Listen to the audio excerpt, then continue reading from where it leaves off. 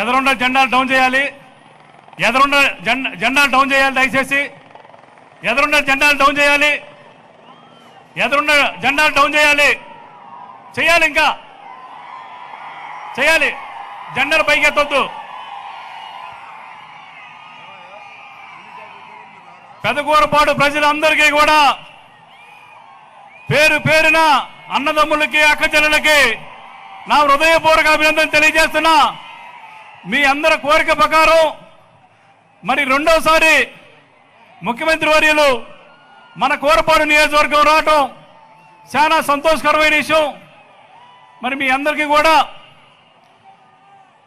కోరిక మేరకు మరి సంవత్సరం క్రితమే ఇక్కడ రావడం జరిగింది. ఇప్పుడు మరలా కోసూరు రావడం మనం అన్ని కూడా అభివృద్ధి చేసుకోవడం జరిగింది. మరి 2019లో నా మీద నమ్మకంతో పెదకూరపాడు మరి సీట్ నాకు ఇచ్చి మరి ఇక్కడ గెలిపించి నన్ను మీ దగ్గరికి సేవ చేయమని పంపించాడు.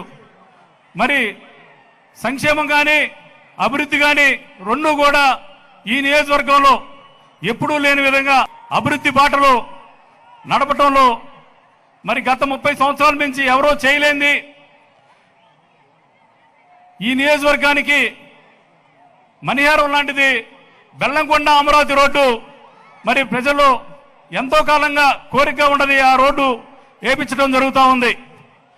మరి ఈ నియోజకవర్గం రూపురేఖలు మారాలంటే మరి జగ్గైపేట దగ్గర మనకు మాదిపాడు దగ్గర బ్రిడ్జి వస్తే ఈ నియోజకవర్గం రూపురేఖలు మారుతాయని చెప్పి అక్కడ బ్రిడ్జి కూడా శాంక్షన్ చేపించి టెండర్ కూడా అయిపోయింది.